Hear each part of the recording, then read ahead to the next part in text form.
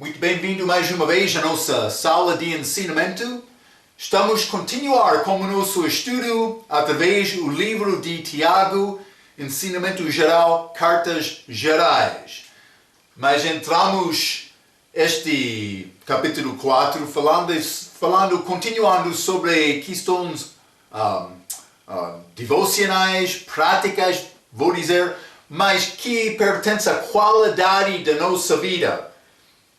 Com o capítulo 4 começamos falando sobre a guerra de dentro que causa guerra entre os crentes, mas no fim, e vou dizer, a base desta guerra é a guerra entre homem e Deus.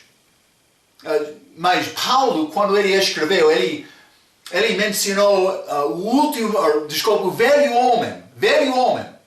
Nascemos em Adão, com natureza pecaminosa, mas ele entrou, Tiago, mas ele escreveu antes de Paulo e antes do entendimento da revelação dado ao Paulo, também esta sabedoria de Paulo nas cartas dele, mas ele falou sobre adúlteras, mas adultério, desculpe, vou ler exatamente adúlteros e adúlteras, macho e fêmea. Então, mas Paulo falou sobre o velho homem, mas Tiago ele disse, mas quem é amigo do mundo vai ser inimigo de Deus. E esta guerra de homem contra Deus é ligado com o homem que ama este mundo. A Bíblia diz, Ló foi um homem justo, mas, na verdade, ele sofreu muito. A boa coisa na vida de Ló foi sufocado por causa da influência do mundo. Então, tu não és salvo, é necessário ser salvo. Tu és salvo, já confiou em Cristo, recebeu o dom gratuito da vida eterna. Cuidado para não andar segundo o curso deste mundo. Por fazer isto, vai sufocar a palavra e vai tornar-se inútil. Pessoas vão perguntar, mas realmente ele é salvo? Porque ele não está a seguir o mandamento de Cristo. E no fim, mas Deus sabe quem pertence a ele. Mas cuidado com isto. Então, é uma guerra. Mas, para vencer nesta guerra, vou dar-te duas coisas. Submetimos, esta palavra submissão, palavra detestada de muito, submeter-nos a Deus, também resistir o diabo. Vamos abrir as nossas Bíblias, Tiago capítulo 4. Tiago capítulo 4, e vou começar por ler novamente. Limos a nossa última vez, mas versículos 5 a 10. Tiago disse, cuidais-vos que em vão diz a Escritura, o Espírito que em nós habita tem ciúmes. Antes, ele dá maior graça, portanto diz, Deus resiste aos soberbos, mas dá graça aos humildes. Já falamos sobre isto a nossa última vez, mas graça aos humildes. Versículo 7. Sujeitai-vos, pois, a Deus. Resiste ao diabo e ele fugirá de vós. Chegai-vos a Deus, procurando ele, e ele se chegará a vós. Limpai as mãos pecadoras e vós de duplo ânimo, purificai os corações. Sente as vossas misérias e lamentai e chorai. Converta-se o vosso riso em pranto e o vosso gozo em tristeza. Mas lembra-te, o contexto de Tiago é mais ligado com este tempo de celebração, sofrimento de Israel e, vou dizer, todo o mundo, dos fiéis, pelo menos. Mas, de outro aspecto, durante a nossa vida, mas quando a pessoa anda sempre procurando coisa boa, não sofrendo um pouco por causa de Cristo, mas ele não vai apreciar o tempo de sofrimento. É bom, mas rir com uma pessoa que tem alegria. Mas é necessário lembrar aquele que tem doença, aquele que está no hospital, aquele na prisão, que perdeu casa dele, perdeu emprego dele, outra coisa. É bom lembrar ele. Eu posso rir, mas quando eu tenho um amigo que está a sofrer, mas vou guardar a minha emoção um pouco para tentar ajudar outros em Cristo com compaixão. Está a ver? É a nossa responsabilidade cristã. Desculpe. Então, Tiago capítulo 4, versículo 7 diz: sujeitai-vos, pois, a Deus, resiste ao diabo e ele fugirá de vós. Então, devemos entender que submissão, sujeitai-vos, vem antes de resistir. Vamos ler João capítulo 41. João capítulo 41. E vou ler versículo 34. A Bíblia diz: ele vê tudo o que é alto, e rei sobre todos os fios de soberba. Está a falar sobre este Leviatã. Lembra-te, nos nossos estudos, este Leviatã é o diabo. Então, mas ele vê tudo o que é alto, mas ele tem posição de Deus. É o pecado dele no início. Ele queria trono dele, sendo louvado. Desejo do diabo. Muitos soberbos no nosso país também.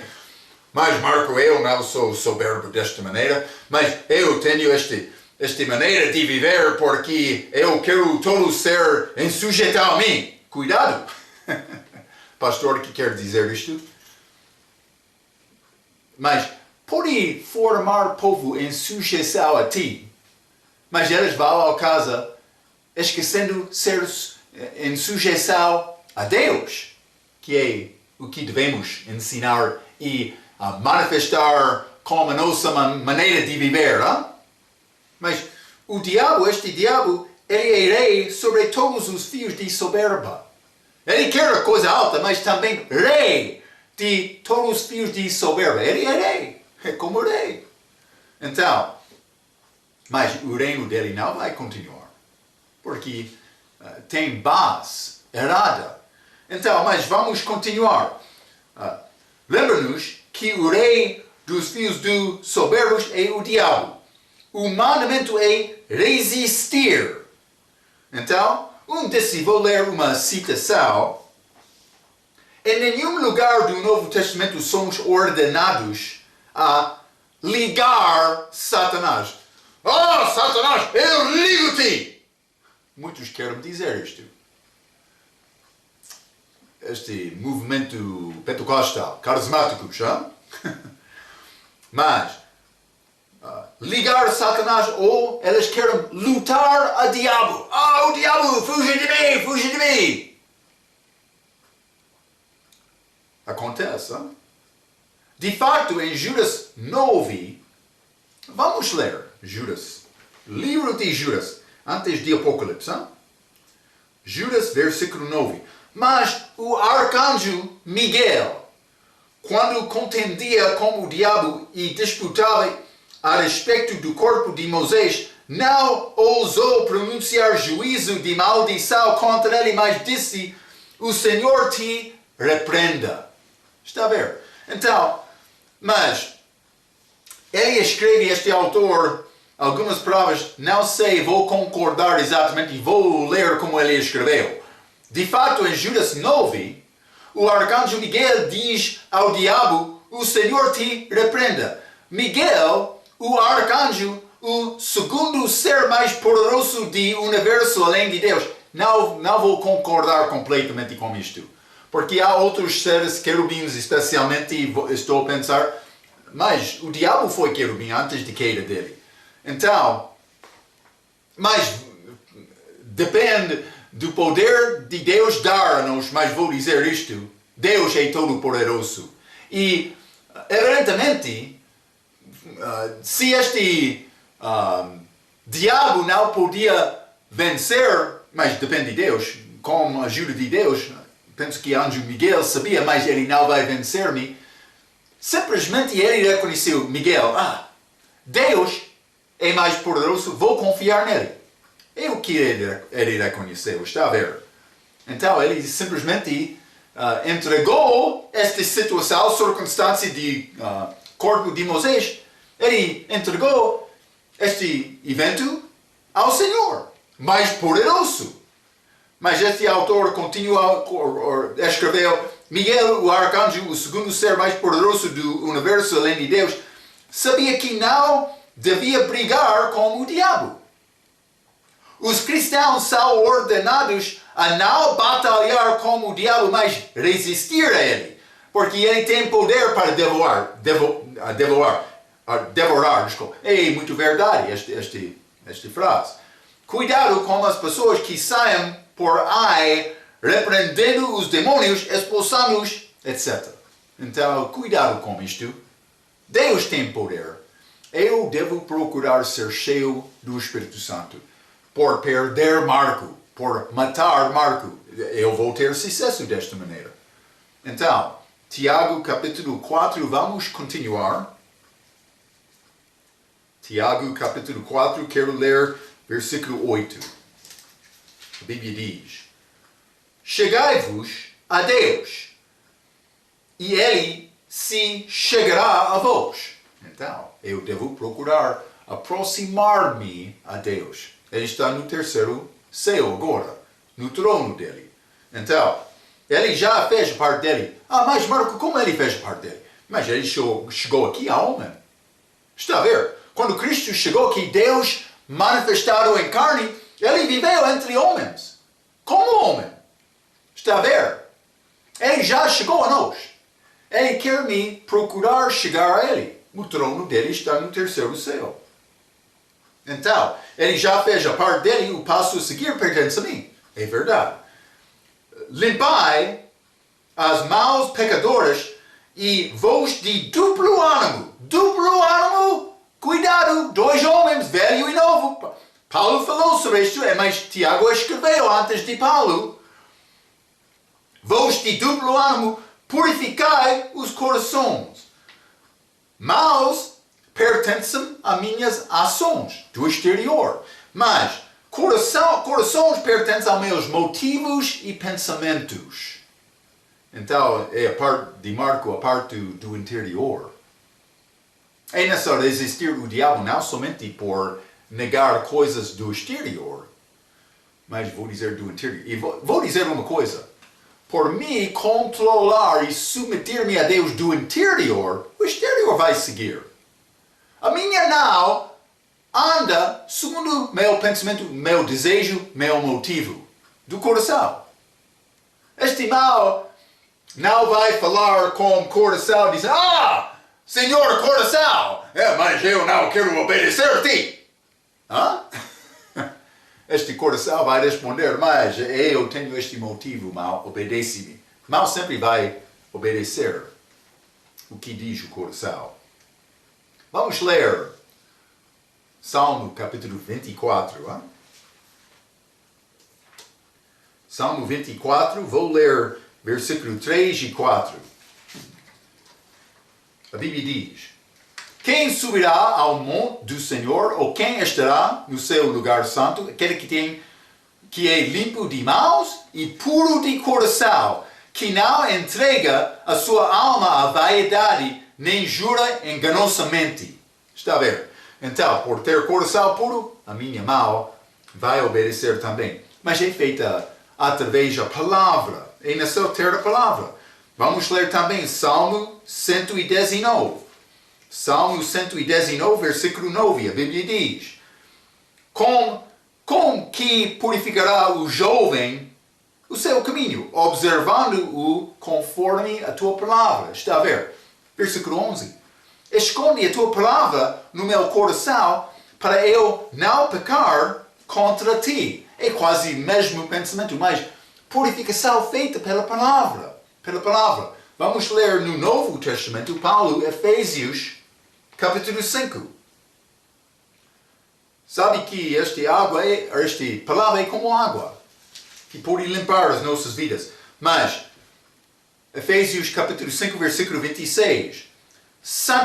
Para a santificar, purificando-o com a lavagem da água pela palavra. Está a ver? Quando esta palavra entra na minha vida, Deus está dentro, o Espírito Santo, como pode ser escova em mão, para fazer a limpeza de dentro.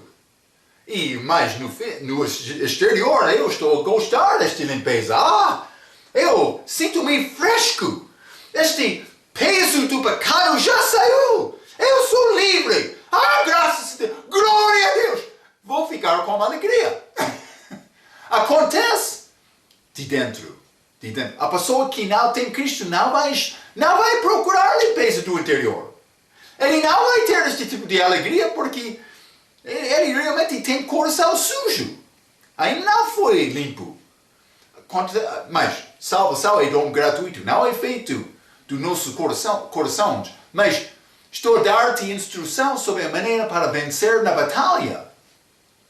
Submeter-se a Deus. Sujeitai-vos. E resiste o diabo. É a maneira.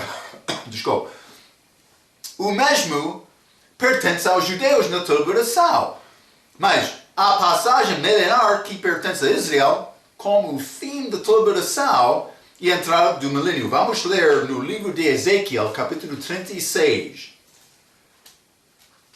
Ezequiel 36. Vou ler versículo 25 a 28. A Bíblia diz: Então aspergirei água pura sobre vós. Deus aspergindo sobre Israel.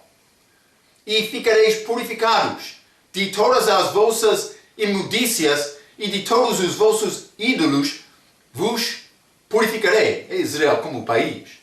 E dar-vos-ei um coração novo. Eu penso que é Jesus. E porei dentro de vós um espírito novo. Novo nascimento do país, como falamos. E tirarei da vossa carne o coração de pedra. E vos darei um coração de carne. Como eu ensinei, Jesus. Eu penso que 28. Mas está a dizer, desculpe. A 27. E porei dentro de vós o meu espírito e farei que andeis nos meus estatutos, palavra dele, e guardeis os meus juízos e os observeis. 28. E habitareis na terra que eu dei a vossos pais, esta terra prometida, e vós sereis o meu povo e eu serei o vosso Deus. Mas isso não aconteceu na história de Israel. Eles tiveram um coração de pedra, como aquela lei mosaica. Mas Deus quer dar-lhes coração de carne. Lembra-te, eles quebraram aquela lei a primeira vez. Moisés descendo da montanha, ele viu o povo pecando, ele lançou aquela pedra e quebrou. Ele foi para visitar novamente com Deus.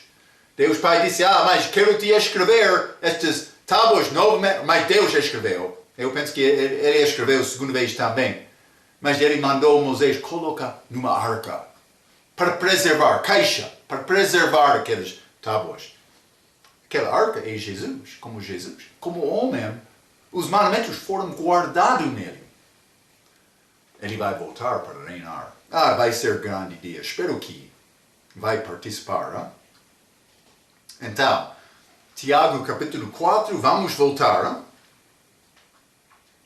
Tiago capítulo 4 e versículo 9, a Bíblia diz: Sente as vossas misérias e lamentai e chorai, converta-se o vosso riso em pranto e o vosso gozo em tristeza.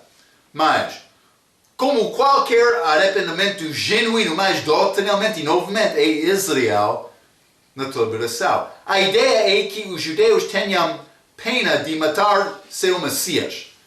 Vamos ler Zacarias, capítulo 12. Esta conversão de Israel.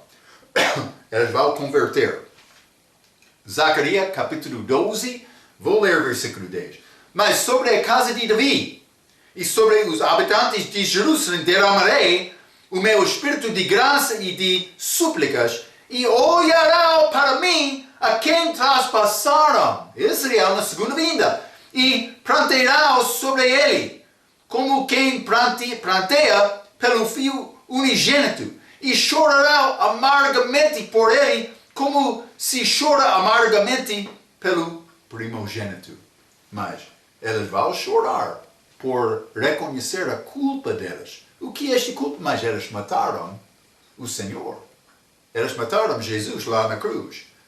Então, vamos ler também Job. Lembra-te, Job, 42 capítulos, que combina com 42 capítulos da grande tribulação, último mel. Quando esta abominação de desolação vai entrar o templo e ele vai parar aquele holocausto de animal perseguindo os judeus. Jesus disse para fugir. Mas Job 42, Job, figura de Israel, abaixo, até o fim do livro, versículo 6, por isso me abomino e me arrependo no pó e na cinza. Até deste último capítulo de Job, mas os capítulos no fim do livro, ele falou com Job e disse, como vai entender totalmente Deus? É impossível. Job estava a pensar e Deus começou a falar com o coração de Job. E Job concordou com Deus. E ele arrependeu-se, reconhecendo o erro dele. Antes disso, lembra-te, Job, ele estava a defender-se. Mas eu não estou a citar exatamente estes versículos, em não me lembrar melhor o livro de Job, mas estudar também. Mas ele estava a defender-se, justificando ele próprio, através de todo aquele livro, mas por chegar ao fim, com esta palavra de ele, mas ele mudou. Ele começou a ouvir a voz de Deus. Deus começou a falar com Job. Então, no fim, ele disse, o meu Senhor, eu arrependo-me. Eu sou culpado. Está a ver? É Israel, na segunda vinda. É a mesma coisa. Eles vão ser abaixo durante a tribulação, mas eles já são abaixo. País disperso entre todo o mundo, mas 1948, eles voltaram ao país. Eles estão lá na terra, mas também muitos outros ficam dispersos no mundo, mas alguns já voltaram. Deus está a preparar este dia da segunda vinda, mas como aquela segunda vinda, os olhos de Israel serão abertos. Um grande dia. Mas Samuel, livro de Samuel, 1 Samuel, ele nasceu de promessa. O que é esta promessa, Marco? Vamos ler. Livro de 1 Samuel, capítulo 1. O que aconteceu? Lembra-te esta Ana. Ela não estava a ter sucesso conceber. Então, mas ela estava no lugar deste templo, Silo, mas ela estava a chorar a Deus. Este sacerdote, sumo sacerdote naquela altura, ele estava lá, ele pensava, a mulher bêbada. Ele pensava que ela foi embriagado. Mas ele falou, ele disse, não sou mulher de bebedice, mas estou mulher de coração triste. E estou a orar como meu Senhor, pedindo bebê macho. Samuel disse, vai receber este. Deus vai dar-te. E ela deu a luz, pouco depois, a Samuel. E ela trouxe Samuel a ele. Mas vamos ler capítulo 1, versículo 26 a 28, 1 Samuel, capítulo 1, 26 diz, e disse ela, meu Senhor, viva a tua alma, meu Senhor, eu sou aquela mulher que aqui esteve contigo para orar ao Senhor. por este menino, orava eu, e o Senhor atendeu a minha petição que eu lhe tinha feito. 28. Por isso também ao Senhor eu o entreguei, por todos os dias que viver, pois o Senhor foi pedido e adorou ali o Senhor. Mas ela deu a luz, ela deu este menino ao Senhor. E Samuel tornou-se grande profeta de Deus. Mas por ser a vida isolada mais no templo, mas Samuel foi exatamente na vontade de Deus para a vida dele naquela altura. E Deus foi manifestado muito através da vida de Samuel. Mas é pouco interessante. Por deixar o capítulo 1, 1 Samuel, entrar no capítulo 2, Ana, a mãe dele, ela começou a cantar. Vamos ler versículo 7 a 10. 1 Samuel capítulo 2, versículo 7 diz: O Senhor empobrece e enriquece, abaixa e também exalta. 8. Levanta o pobre do pó, como esse é a segunda vinda, e desde o monturo exalta o necessitado, para o fazer assentar entre os príncipes, para o fazer herdar o trono de glória, porque do Senhor são os alicerces da terra e assentou sobre elas o mundo. Ok, outro está a dizer, Marcos, também bem sabemos esta passagem, mas Deus é contra os ricos deste mundo, que não arrependem, mas Ele está a favor destes pobres, mas também o rico, como aquele rico de Lucas capítulo 6, mas ele vai ao inferno no fim. Eu sei, está a pensar isto, mas fique comigo, é Israel na segunda vinda. Não estou a dizer, aquele rico não foi ao inferno, ele foi ao inferno. Mas o contexto disto, eu estou a tentar mostrar-te este filho prometido, mas também esta canção de Ana, que está a mostrar Israel sendo libertado na segunda vinda, vendo o Senhor. Versículo 9 diz: Os pés dos seus santos guardará, porém os ímpios ficarão mudos nas trevas, porque o homem não prevalecerá pela força. 10. Os que contendam com o Senhor serão quebrantados. Mas acontece como inferno, mas com a segunda vinda também. Desde os céus trovejará sobre eles. O Senhor julgará as extremidades da terra e dará força ao seu rei e exaltará o poder do seu ungido. Ele está a cantar promessa, a canção sobre filho prometido para ser rei. É Jesus. E ele vai fazer isto na segunda vinda, como vencedor. Primeira vinda como sofredor. É necessário reconhecer estas distinções para realmente entender o que Deus está a tentar por respeito de doutrina. Está a ver? Esta canção é a segunda vinda. É muito interessante.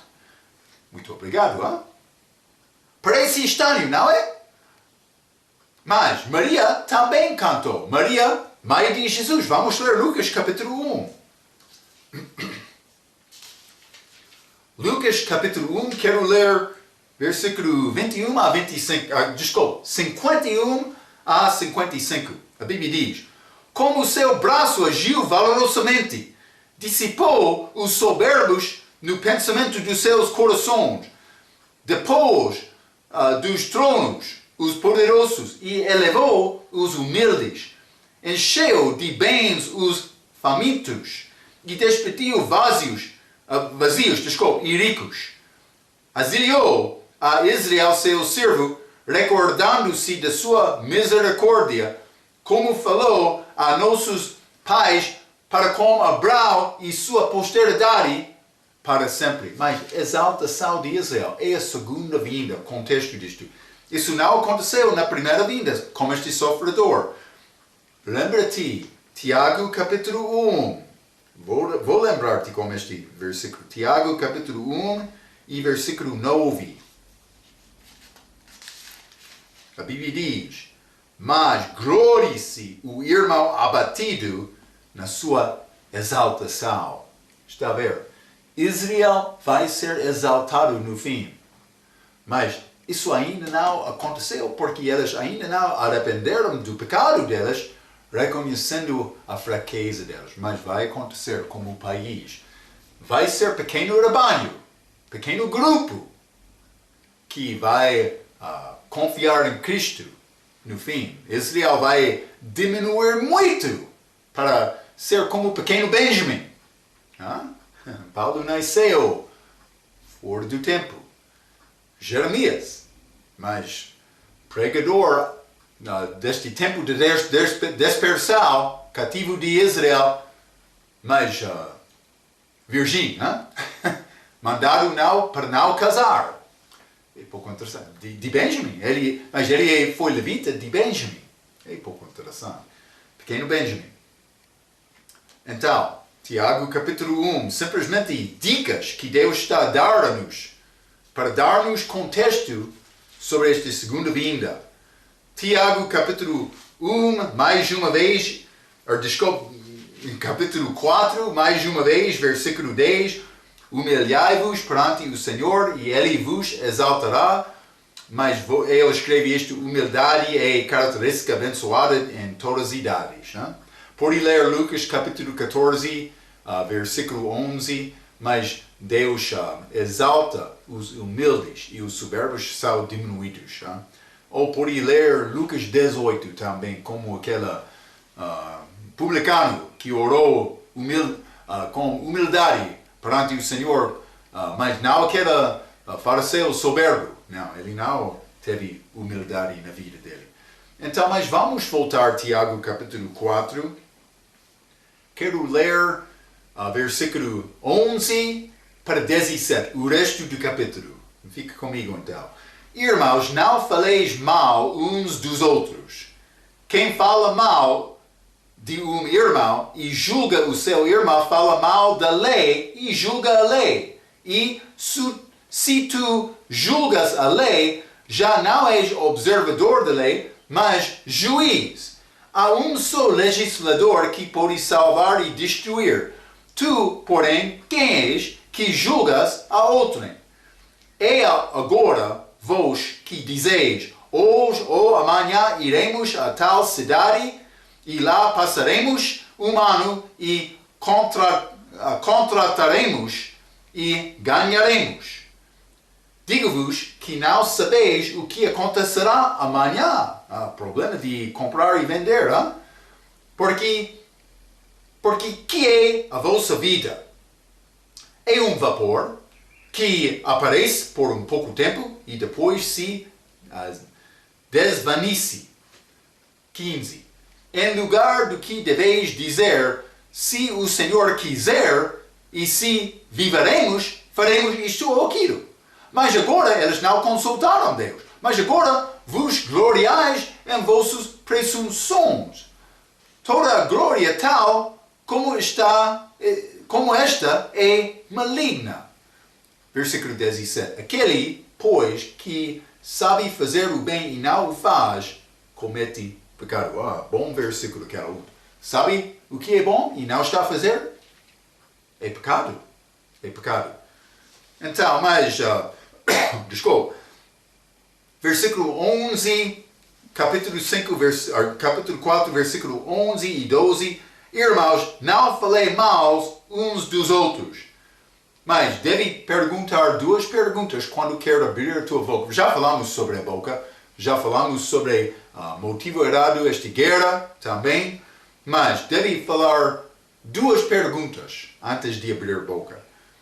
Se falasse mal de um outro, que bom seria o resultado mais do que disputação? Uma pergunta. Mas outra pergunta, antes de acusar outro, deve pensar que já fiz o mesmo. Mas é muito possível julgar outro. É a nossa característica humana. É muito fácil me reconhecer erros de outros, mas erros de Marco, eu penso que Marco ele é boa pessoa.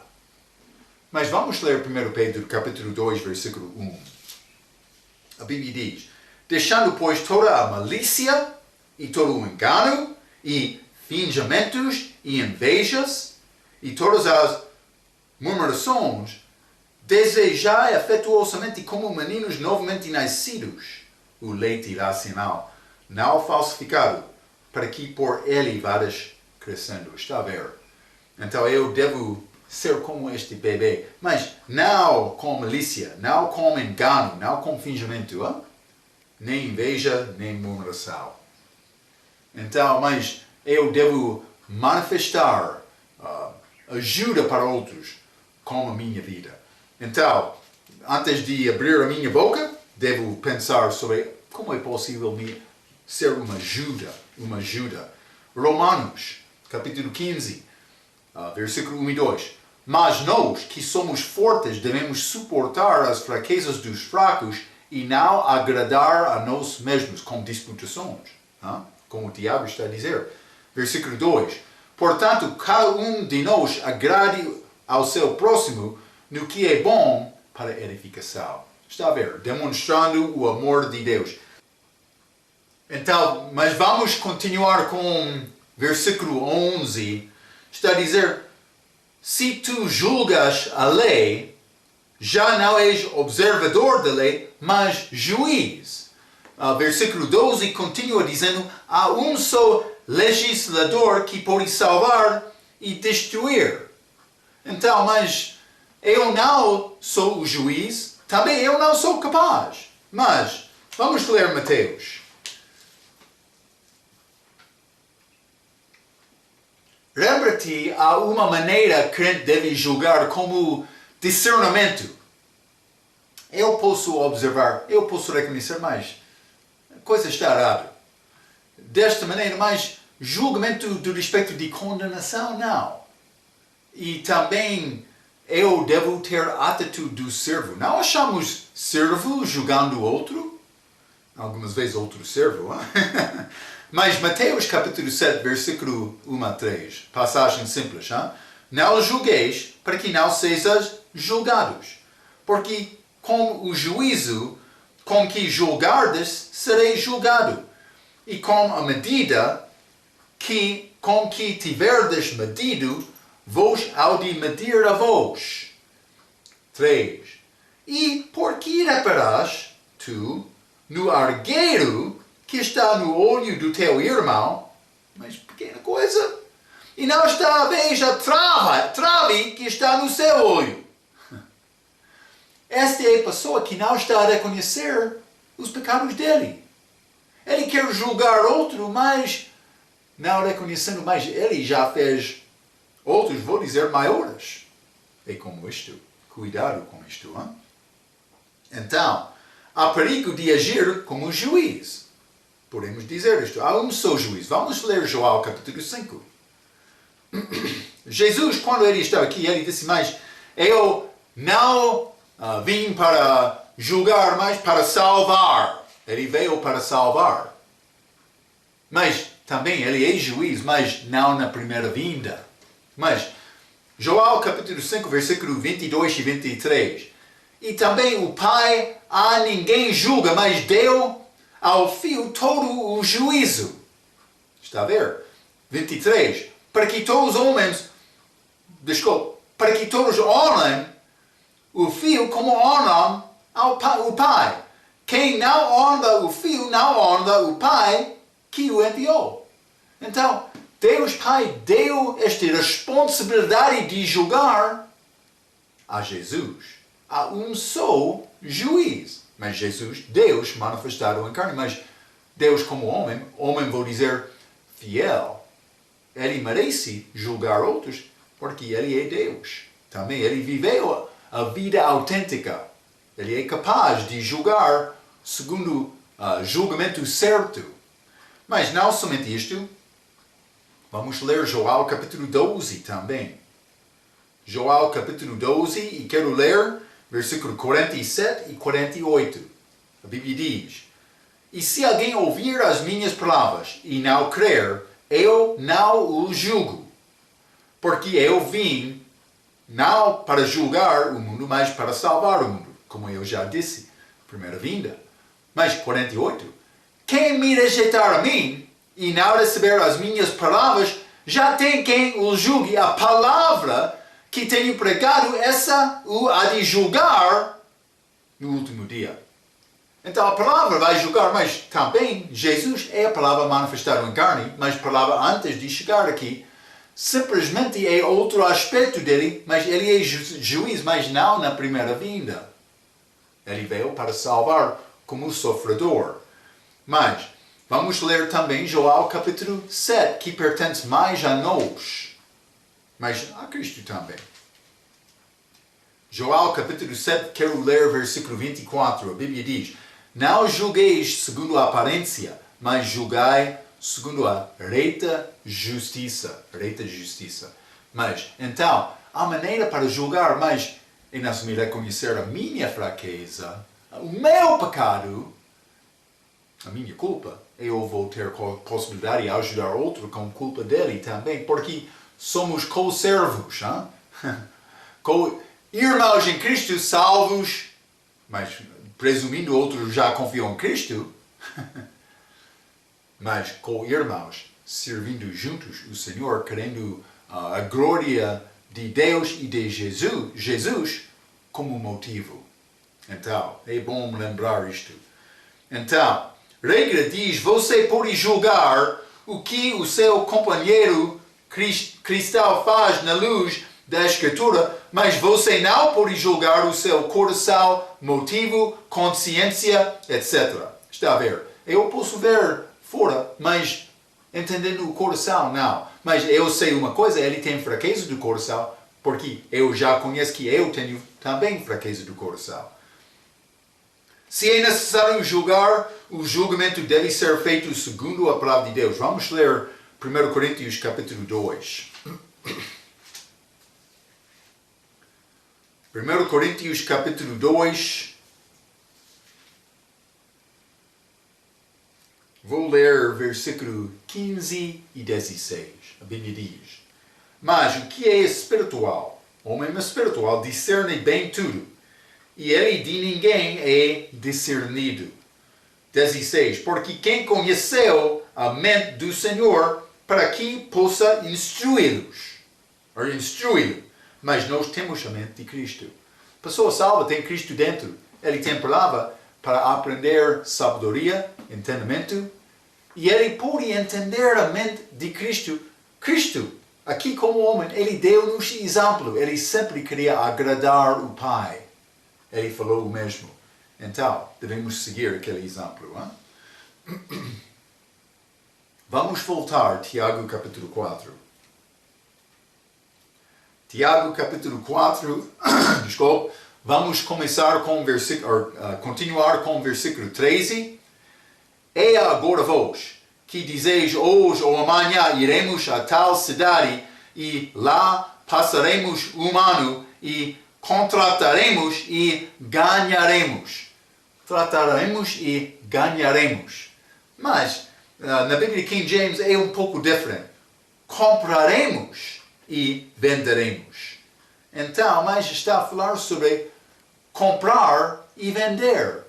Novamente, lembra-nos de Apocalipse 13. Vamos ler.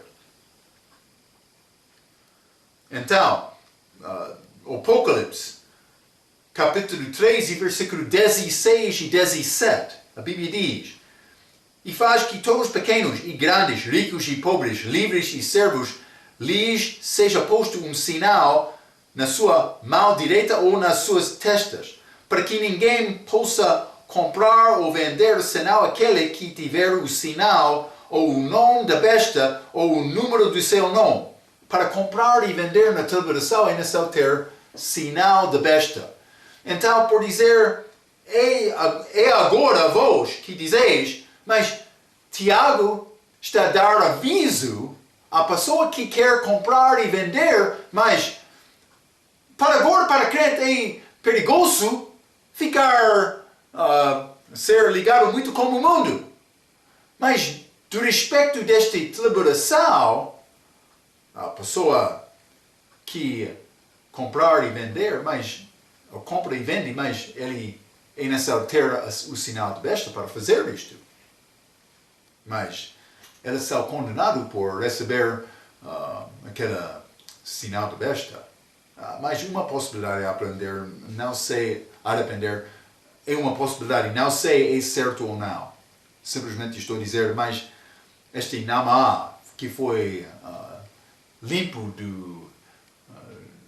da lepra dele, possivelmente é figura de uma pessoa gentil na tribulação que recebeu o sinal e arrependeu depois. Mas não sei esta figura é certa aplicando a tribulação como gente ou não. Simplesmente vou mencionar isto.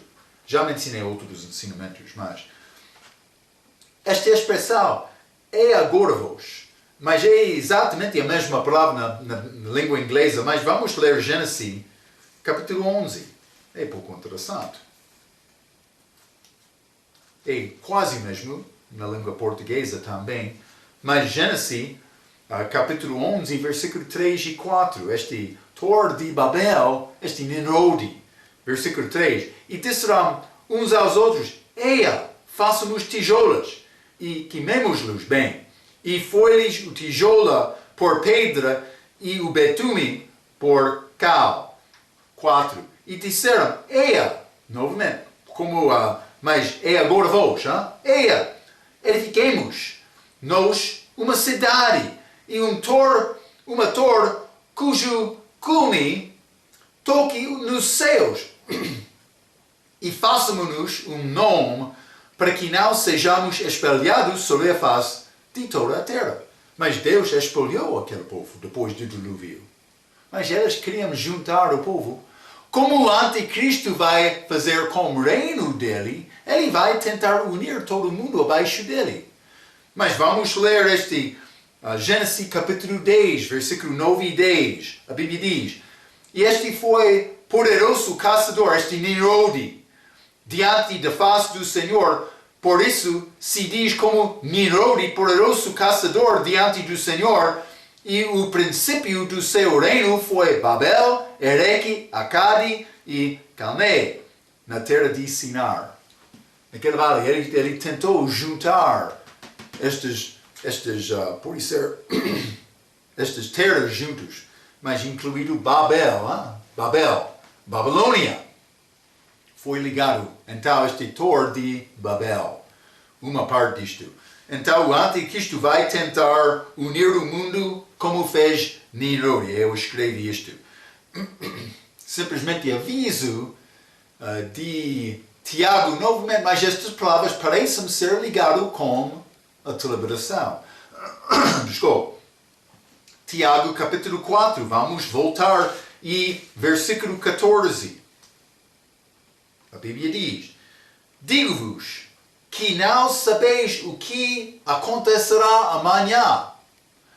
Eu devo sempre viver com fé olhando a Deus, olhando a Jesus, mas expectando a volta dele, não sendo ligado muito com este mundo, construindo, ou pode ser ganhando tesouro lá acima com Deus,